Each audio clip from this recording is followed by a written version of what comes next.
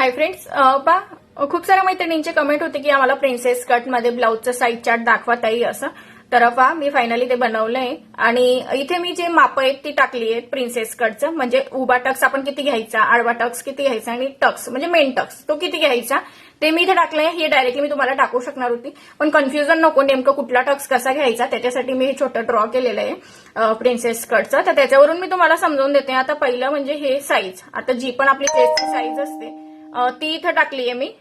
नंतर आहे उभा टक्स, म्हणजे आपण इथं टक्सची जी उंची घेतो ना मैत्रिणींनो ती, त्याच्यामध्ये मी शोल्डरचं पण त्याच्यात ऍड केलेलं आहे. जे आपण शोल्डरमध्ये दाबण्यात जातं अर्धा इंच तेही मी त्याच्यात ऍड केलंय. त्याच्यात तुम्हाला वेगळं काहीच ऍड वगैरे नाही करायचंय, जसे तर असं माप घेऊन तुम्ही टाकलं तरी चालणार आहे. इथून जो येतो तो आपला उभा टक्स असतो. नंतर इथं आहे आडवा टक्स. म्हणजे आता आडवा टक्स म्हणजे कसं, आता इथून जी आयहुक पट्टीची जागा सोडून मग इथपर्यंत, इथपर्यंत जो घ्यायचा आहे तो आपला राहणार आहे आडवा टक्स. तो आपल्याला माप घ्यायचा आहे आयहुक पट्टीची जागा सोडून. नंतर टक्स इथे दिलाय मी मेन टक्स, म्हणजे हा जो मेन टक्स आपल्याला घ्यायचा आहे तो हा आपल्याला किती इंचाचा घ्यायचा आहे तेही मी ते साईज नुसार इथे लिहून दिलेलं आहे.